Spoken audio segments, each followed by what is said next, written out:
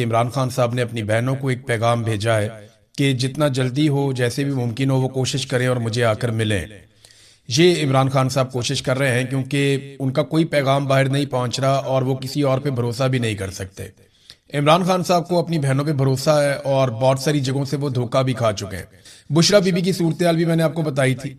अब मुझे बहुत सारे लोगों ने राब्ता किया जनाब कि ये खबर आपको कैसे मिली, तो मेरी आप सबसे गुजारिश ये है कि सोर्स मैं आपको नहीं बता रहा, लेकिन ये खबर 100% ठीक है और जो बुशरा बीबी की हालत मैंने आपको बताई है वो उससे भी बहुत बदतरीन है जो मैंने आपके सामने रखी। हाँ, इमरान खान साहब फिजिकली बहुत फिट हैं और वो अपनी वर्जिश भी करते हैं। उन्होंने अपने आप को किसी ना किसी तरह मजबूत रखा हुआ और वो ज़हनी तौर पे इमरान खान साहब ने अपने आप को आमादा किया है कि उन्हें लंबा अरसा भी अगर जेल में रहना पड़ा तो वो रहेंगे।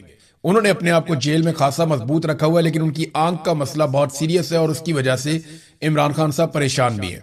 अब जो इमरान खान साहब और उनकी अहलिया चाहते हैं वो ये नहीं चाहते कि उनको जेल से बाहर निकाल दिया जाए। उन्होंने ऐसा कोई मुतालबा या कोई ऐसी बात भी नहीं की। वो सिंपल एक बात करते हैं कि जो इंसानी हुकूक है या जो कैदियों को हुकूक मिलते हैं जेल में, वो हुकूक सिर्फ हमें दे दिए जाएं और कुछ नहीं चाहिए।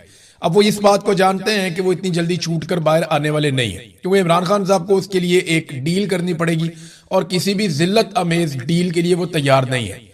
हाँ, वो कुछ फेस सेविंग दे सकते हैं और पाकिस्तान की खातिर आगे बढ़ सकते हैं, लेकिन दूसरी जानिब जो है वो आसिम मुनीर है और आसिम मुनीर के अंदर जो खौफ है वो आपको दिखाई दिया उस वक्त जब आसिम मुनीर साहब ने इस्तिस्ना ले लिया कि ताहयात मेरे पास इस्तिस्ना है और मेरे ऊपर कभी भी कोई कानूनी कार्रवाई नहीं हो पाएगी। अब एक नई ऑफर दी गई पाकिस्तान तहरीक इंसाफ को, ये ऑफ द रिकॉर्ड भी दी गई। फैसल वाडा ने ऑन द रिकॉर्ड भी आकर कह दिया कि आप खैबर पख्तूनख्वा का बजट पास करवा दें, हम आपकी इमरान खान से मुलाकात करवा देंगे। खैबर पख्तूनख्वा का बजट पास करवाना ये कोई इतनी बड़ी बात नहीं है एस्टेब्लिशमेंट के लिए, वो डंडे मार मार के भी करवा सकती है। इससे पहले उन्होंने चीजें करवाई भी हैं और उन्हें अपने सामने कोई बहुत बड़ी मुजामत नजर भी नहीं आ रही। खैबर पख्तूनख्वा से जैसे माजी में उन्हें मुजामत का सामना करना पड़ा, इस वक्त उस तरह की अवामी मुजामत उनके सामने नहीं है। अवामी लेवल के ऊपर उनके सामने चीजें उस तरह नहीं है जिस तरह माजी में हुआ करती थी। या जो चांस था सुहेल अफरीदी के पास, वो अनफॉर्चुनेटली, सुहेल अफरीदी साहब की तरफ से मैं कह रहा हूं कि अनफॉर्चुनेटली जो मौका उनके पास था उन्होंने उससे फायदा अभी तक तो नहीं उठाया और अब वो उठा पाएंगे या नहीं इसके बारे में कुछ कहा नहीं जा सकता, क्योंकि लोगों में काफी मायूसी फैली है। अलीमा खानम ने एक बयान दिया खैबर पख्तूनख्वा की हुकूमत से उनकी जब मुलाकात हुई तो उसके बाद उन्होंने एक स्टेटमेंट जारी किया। अलीमा खानम ने कहा कि गुज़िश्ता रोज हमारी फैमिली ने इस्लामाबाद हाई कोर्ट में खैबर पख्तूनख्वा के वुज़रा से मुलाकात की। इस मुलाकात में इमरान खान के तमाम कानूनी और जायज जेल हकूक की बहाली के लिए आवाज उठाने वाले इकदाम पर तफसीली तबादला ख्याल हमने किया।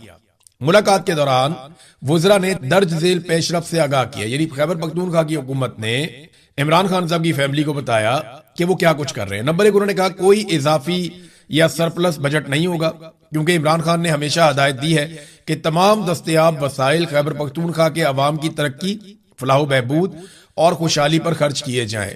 अब ये तो आदाद शुमार बताएंगे इस दावे के बारे में। नंबर दो, उन्होंने कहा जी खैबर पख्तूनख्वा हुकूमत ने वफाकी हुकूमत की जानिब से तलब करदा 175 अरब रुपए की मुंतकली के लिए किसी भी मुआहदे पर उस वक्त तक दस्तखत नहीं करने का फैसला किया है जब तक दर्ज झेल मुतालबात हमारे मंजूर नहीं हो जाते। यानी उन्होंने कहा जी 175 अरब रुपया अगर आपको चाहिए हमसे, खैबर पख्तूनख्वा की हुकूमत ने कहा, तो फिर आपको हमारी कुछ शराइत माननी पड़ेगी। अब ये शराइत है, ये आप सुन लें। नंबर एक, खैबर पख्तूनख्वा को जमशुदा अजला, यानी जो साबिक फाटा होता था अभी खैबर पख्तूनख्वा का हिस्सा है, उसके लिए माली साल का मुकम्मल हिस्सा फराम किया जाए जो तकरीबन 300 अरब रुपए बनता है। यानी 175 अरब आप उन्हें देंगे, वो 300 अरब आपको देंगे। शाबाश। और वो कह रहे जी 300 अरब बनता है, ये फंड जमशुदा इजला की मुआशी तरक्की, इस्तेहकाम और खुशहाली के लिए नागुज़ीर है। वो एक एक रुपए के लिए तरस रहे हैं, तड़प रहे हैं, वो इधर से मांगते हैं उधर से मांगते हैं, वो हर एक के आगे हाथ फैला रहे हैं, कर्जे इकट्ठे कर करके वो दिवालिया हो गए और अभी भी आप उन्हें कहते हैं कि वो 300 अरब आपको दें और आपसे 175 अरब सिर्फ ले लें। दूसरा, उन्होंने कहा इमरान खान के तमाम कानूनी और जायज हकूक मुकम्मल तौर पर बहाल किए जाएं और जब तक नहीं होते किसी मुआहदे पर दस्तखत नहीं होगा। फिर इमरान खान को फौरी तौर पे शिफा इंटरनेशनल अस्पताल में मुंतकिल किया जाए, माहिर डॉक्टरों की निगरानी में तिब्बी मुआयना हो और उनका तशखीस हो, फिर उनका इलाज हो। फिर इमरान खान की गुज़िश्ता 8 माह से जारी गैर कानूनी तन्हाई और अमली तौर पे जो उनको एक कैद तन्हाई में डाला हुआ है उसका फौरी तौर पे खात्मा किया जाए। 6 अहले खाना, 6 वकला और 6 दोस्तों के साथ हर हफ्ते उनकी मुलाकात करवाई जाए। उनके बेटों के साथ हफ्तावार टेलीफोनिक राब्ते का हक फौरी तौर पे बहाल किया जाए। किताबों, अखबारात और दीगर मुताले के मवाद तक उनकी रसाई को यकीनी बनाया जाए। और ये कोई मुराद नहीं है, ये कानूनी और इंसानी हकूक हैं जो हर कैदी को मुयस्सर हैं, तो इमरान खान साहब को भी ये हकूक मिलने चाहिए। ये जनाब पाकिस्तान तहरीक इंसाफ ने चीजें सामने रख दी हैं। अब बजट तो पास करवा रही है खैबर पख्तूनख्वा की हुकूमत। बजट की मैं बात कर रहा था, इधर बजट का इजलास कौमी असेंबली में भी चल रहा है। उधर शहबाज शरीफ साहब ने जमीन आसमान के कलाबे में ला दिए फील्ड मार्शल आसिम मुनीर की तारीफों में। शहबाज शरीफ साहब को ना, क्योंकि वो इक्तदार में बैठे हुए हैं, उनको इस बात का आइडिया ही नहीं है कि ये सारे जुमले और जितनी उन्होंने अपनी जबान से बूट पॉलिश की है अल्फाज की सूरत में, ये उनके ऊपर वापस बरसेगी और उनके खानदान की सियासत के ऊपर बरसेगी। ये सोशल मीडिया का दौर है, एक एक चीज रिकॉर्ड हो गई है। ऐसा नहीं है कि आप पीटीवी का रिकॉर्ड खत्म कर देंगे तो आपको भुट्टो की तकरीरें गायब हो जाएंगी या कुछ आपको मिलेगा नहीं। ये सारा कुछ यहां पे रिकॉर्ड में मौजूद रहेगा। आपको इसका सामना करना पड़ेगा शहबाज शरीफ साहब। ये जितने आपने गड़े खोद दिए ना अपने आने वाली नस्लों के लिए, जब जब पाकिस्तान में फ्री एंड फेयर इलेक्शन होगा, लोग आपको फौज के टाउट के तौर पर देखेंगे और लोग आपसे नफरत करेंगे, क्योंकि पाकिस्तानी हमेशा एंटी एस्टेब्लिशमेंट मौकिफ अपनाएंगे। ये तो अब हो चुका है, आप जो मर्जी कर लें।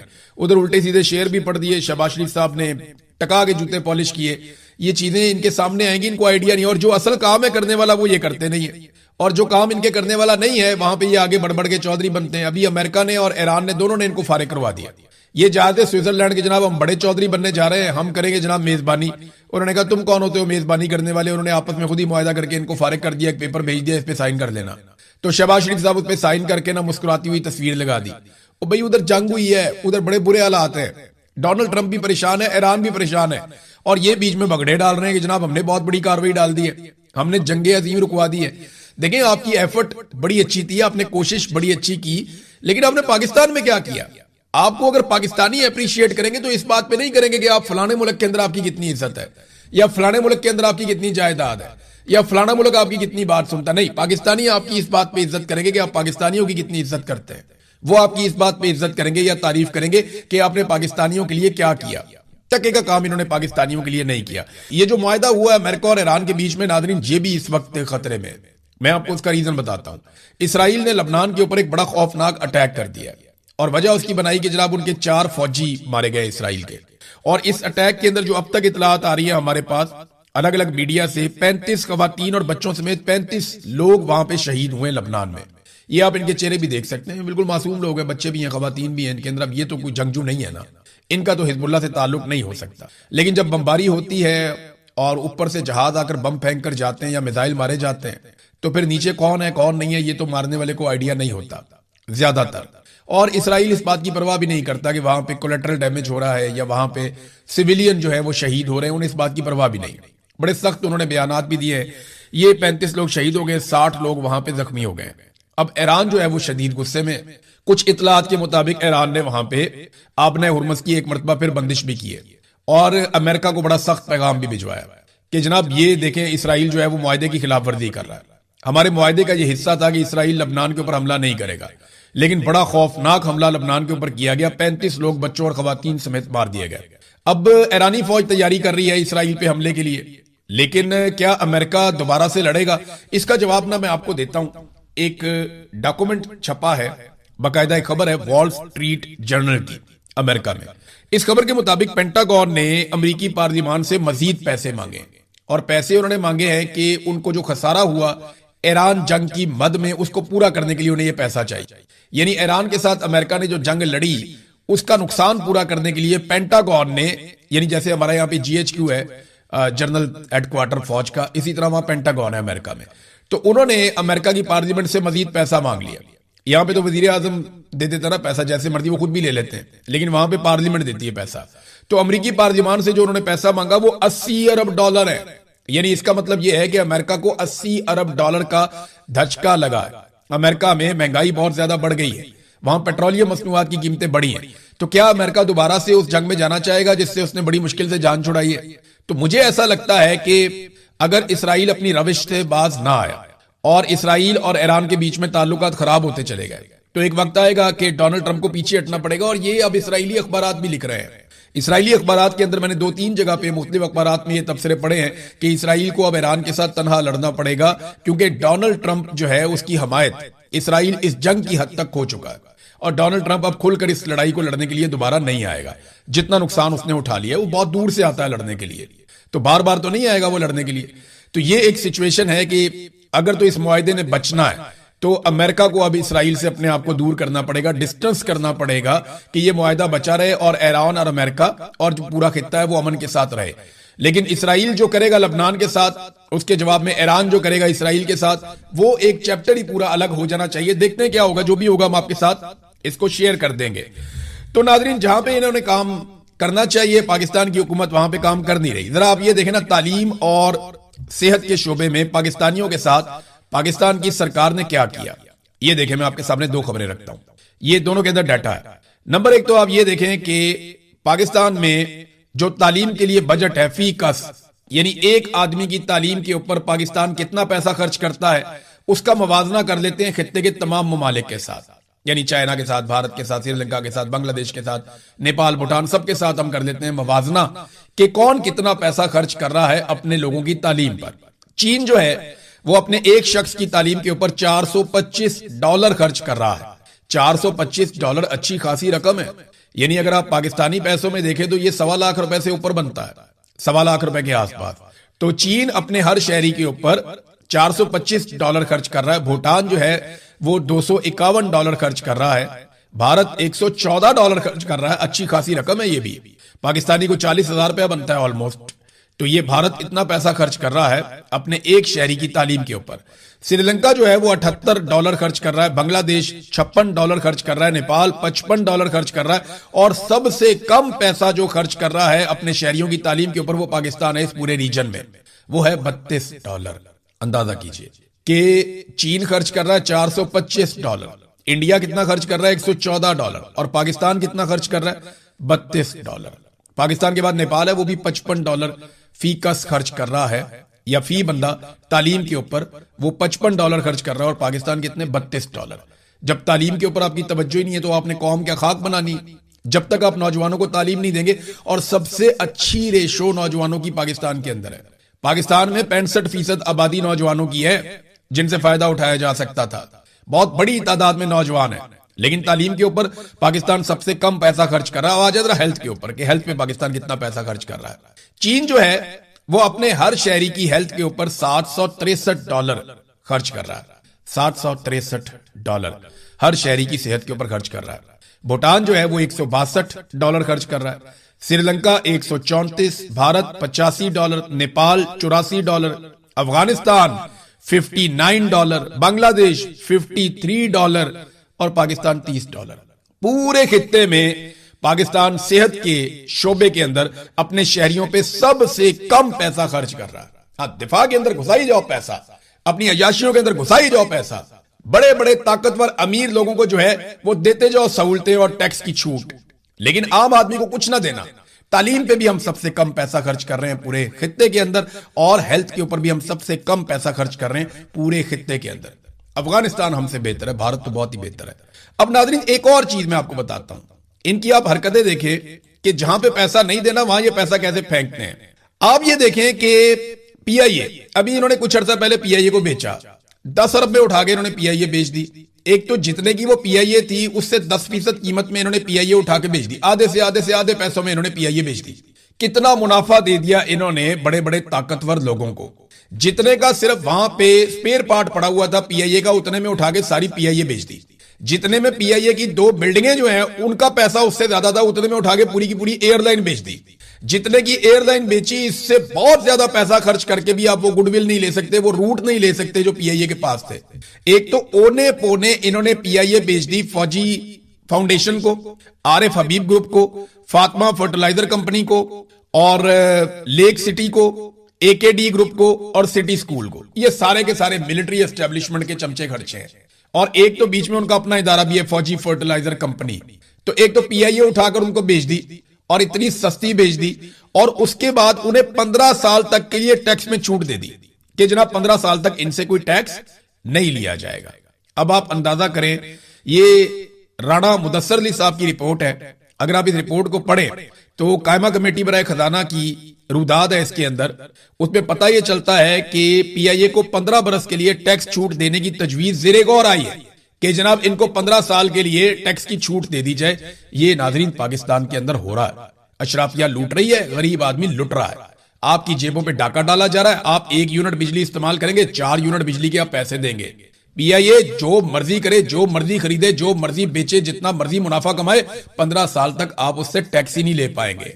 तो फिर बेचा क्यों? अगर आपने मुनाफा ही कमाना था तो आप कमा सकते थे उससे, ओने पोने बेच दी, टैक्स भी माफ कर दिया। तो बाकी जो एयरलाइंस पाकिस्तान में काम कर रही है उन सबको भी टैक्स माफ कर दो। उनका क्या कसूर है? उनका कसूर यह है कि उनकी मलकियत मिलिट्री एस्टेब्लिशमेंट के पास नहीं है। मेरी बात आप समझ रहे हैं? भाई पीआईए भी पाकिस्तान में चल रही है, बाकी जो एयर सयाल है वो भी पाकिस्तान में चल रही है, एयर ब्लू भी पाकिस्तान में चल रही है, और पता नहीं कौन कौन सी हैं बेशुमार एयरलाइन पाकिस्तान में चल रही है। भाई अगर आपने पीआईए को टैक्स छोड़ दिया है तो बाकियों को क्यों नहीं छोड़ रहे आप? ये बाकी पीआईए का मुकाबला कैसे करेंगे? ये अब पीआईए एक प्राइवेट ऑर्गेनाइजेशन है, जब आप इसका टैक्स माफ करेंगे तो बाकी लोग जो मार्केट में मौजूद हैं वो इसका मुकाबला कैसे करेंगे? यही वो घटिया खेल है जो पाकिस्तान में खेला जाता है कि मिलिट्री एस्टेब्लिशमेंट जो भी कारोबार करती है उन्हें खास तौर पे टैक्स छूट मिल जाती है, उनकी मौजें लग जाती हैं। बाकी जितने लोग प्राइवेट काम करने वाले होते हैं उनका मुकाबला ही नहीं कर सकते। इसके ऊपर तो पूरी एक एपिसोड हो सकती है। बहरहाल ये हरकतें इनकी जानिब से जारी हैं। अब तक बिजली के बिल में कौन कौन से टैक्सेस लगाए गए हैं पाकिस्तानियों पे, जरा ये भी आप देख लीजिए। एक और बड़ी जबरदस्त खबर है, क्योंकि देखिए ना पीआईए को तो टैक्स छूट मिल रही है, आम पाकिस्तानी पे कौन कौन सा टैक्स लग रहा है ये जरा आप देखिए। नाज़रीन ये देखिए आप, बिजली के बिल के अंदर जो टैक्स है इनके जरा नाम सुने आप।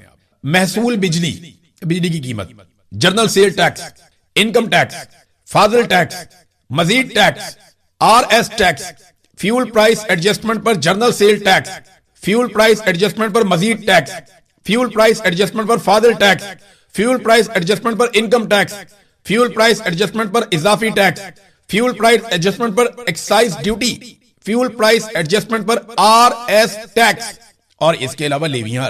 ये नाज़रीन पाकिस्तानी टैक्सेस दे रहे हैं बिजली के एक बिल के ऊपर, और उधर पीआईए खरीदने वाले अरबों खरबोपति लोगों को टैक्स माफ किया जा रहा है। ये नाज़रीन सूरत हाल है। नाज़रीन अफगानिस्तान ने पाकिस्तान के ऊपर ड्रोन हमले किए। अफगानिस्तान की गवर्नमेंट ने यह दावा किया कि ये हमले उन्होंने दाइश के खिलाफ, दहशतगर्दों के खिलाफ किए और पाकिस्तान की सरजमीन के ऊपर किए हैं। ये हमले जो हैं बलूचिस्तान में चमन के करीब हुए हैं, और दूसरी खैबर पख्तूनख्वा में बताया जा रहा है कि वहां पे हमले हुए हैं। अफगानिस्तान का कहना है कि उन्होंने दहशतगर्दों पे अटैक किया, जबकि पाकिस्तानी फोर्सेज का कहना है कि उन्होंने हमले नाकाम बनाए हैं और अफगानिस्तान ने हमारी सरहदों की खिलाफ वर्जी की है। दोनों ममालिक एक दूसरे पे इसी किस्म के इल्जामात लगाते हैं। मेरे ख्याल में दहशतगर्दी को कुचलना दोनों ममालिक की रिस्पॉन्सिबिलिटी है, अपने अपने शहरियों को दहशतगर्दी से बचाना दोनों ममालिक की जिम्मेदारी है। तो इसके लिए दोनों को कोऑर्डिनेशन के साथ काम करना चाहिए, और वही फार्मूला जो इमरान खान ने कहा कि पाकिस्तान, अफगानिस्तान और मकामी कबाइल मिलकर एक एतमाद साजी पैदा करें और दहशतगर्दी को जड़ से उखाड़ कर फेंक दें। यह है असल तरीका, वरना पाकिस्तान अफगानिस्तान के अंदर अटैक करता रहेगा, अफगानिस्तान पाकिस्तान के अंदर अटैक करता रहेगा। और ये नई चीज है कि अब अफगानिस्तान के पास खुदकुश ड्रोन मौजूद हैं। ये उसी तरह जिस तरह ईरान के पास शायद ड्रोन है, अब आहिस्ता आहिस्ता वो इसकी कैपेसिटी को बढ़ाते जाएंगे। वो मुआहदे भी कर रहे हैं मुख्तलिफ मुल्कों के साथ। तो ये इतना आसान नहीं रहेगा। पाकिस्तान को और अफगानिस्तान को मिलकर बैठकर चीजों को तय कर लेना चाहिए। अवामी ज्वाइंट एक्शन कमेटी नाज़रीन कश्मीर में लगातार एहतजाज कर रही है। रोजाना की बुनियाद पे वहां क्रैकडाउन होता है, पाकिस्तान का मीडिया रिपोर्ट नहीं करता, लोग शहीद भी हो जाते हैं, लोग जख्मी भी हो जाते हैं, लेकिन उसके बाद ज्यादा बड़ी तादाद में निकल कर आकर बैठ जाते हैं। खवातीन तारीख में पहली मरतबा कश्मीर में बाहर निकली और बाहर निकलकर उन्होंने भी मर्दों के शाना बशाना एहतजाज किया, यह साबित करने के लिए कि यह कोई शरपसंद नहीं है, बल्कि ये अवाम है कश्मीर की जो अपने हुकूक के लिए डट कर खड़ी है। पूरी दुनिया में शोर मच रहा है, खासतौर पर बरतानिया में बहुत बड़े बड़े एहतजाज हुए कश्मीरियों की जानिब से। अब नाज़रीन ज्वाइंट अवामी एक्शन कमेटी ने सरदार उमर नजीर कश्मीरी का एक स्टेटमेंट जो है वो यहां पे नकल किया सोशल मीडिया पे। पूरे आजाद कश्मीर में रजाकाराना शटर डाउन, पहिया जाम हड़ताल जारी है। एहतजाजी धरनों में लाखों की तादाद में अवाम मौजूद हैं। हुक्मरान इस तहरीक को कुचलने के लिए हर हरबा इस्तेमाल कर रहे हैं, लेकिन अब तारीख एक नए मोड़ पर खड़ी है। हर शख्स जो इस रियासत और अवाम की बेहतरी चाहता है, जो इस जुल्म जबर फस्तायत का खात्मा चाहता है, वो इन धरनों का हिस्सा बने। हमने पुरअमन रहकर हुक्मरानों की हर चाल को नाकाम बनाना है। ओवरसीज कश्मीरियों ने इस तहरीक में जानदार किरदार अदा किया और कर रहे हैं। ये लड़ाई अपने जायज तस्लीम शुदा मुतालबात पर अमल दरामद की लड़ाई है, जिसके लिए हर मकतबा फिक्र से ताल्लुक रखने वाला हर फर्द अपना किरदार निभा रहा है। ओवरसीज भाइयों से अपील है कि जद्दोजहद को तेज करें, पाकिस्तानी सफारतखानों, यूएन और इंसानी हकूक की तंजीमों के दफातर के बाहर धरनों को मजबूत करें। ये सरदार उमर नजीर कश्मीरी का स्टेटमेंट है। बनाया जाए, और ये कोई मुराद नहीं है, ये कानूनी और इंसानी हकूक हैं जो हर कैदी को मुयस्सर हैं, तो इमरान खान साहब को भी ये हकूक मिलने चाहिए। ये जनाब पाकिस्तान तहरीक इंसाफ ने चीजें सामने रख दी हैं। अब बजट तो पास करवा रही है खैबर पख्तूनख्वा की हुकूमत। बजट की मैं बात कर रहा था, इधर बजट का इजलास कौमी असेंबली में भी चल रहा है। उधर शहबाज शरीफ साहब ने जमीन आसमान के कलाबे में ला दिए फील्ड मार्शल आसिम मुनीर की तारीफों में। शहबाज शरीफ साहब को ना, क्योंकि वो इक्तदार में बैठे हुए हैं, उनको इस बात का आइडिया ही नहीं है कि ये सारे जुमले और जितनी उन्होंने अपनी जबान से बूट पॉलिश की है अल्फाज की सूरत में, ये उनके ऊपर वापस बरसेगी और उनके खानदान की सियासत के ऊपर बरसेगी। ये सोशल मीडिया का दौर है, एक एक चीज रिकॉर्ड हो गई है। ऐसा नहीं है कि आप पीटीवी का रिकॉर्ड खत्म कर देंगे तो आपको भुट्टो की तकरीरें गायब हो जाएंगी या कुछ आपको मिलेगा नहीं। ये सारा कुछ यहाँ पे रिकॉर्ड में मौजूद रहेगा। आपको इसका सामना करना पड़ेगा शहबाज शरीफ साहब। ये जितने आपने गड़े खोद दिए ना अपने आने वाली नस्लों के लिए, जब जब पाकिस्तान में फ्री एंड फेयर इलेक्शन होगा, लोग आपको फौज के टाउट के तौर पर देखेंगे और लोग आपसे नफरत करेंगे, क्योंकि पाकिस्तानी हमेशा एंटी एस्टेब्लिशमेंट मौकिफ अपनाएंगे। ये तो अब हो चुका है, आप जो मर्जी कर लें। उधर उल्टे सीधे शेर भी पढ़ दिए शहबाज शरीफ साहब ने।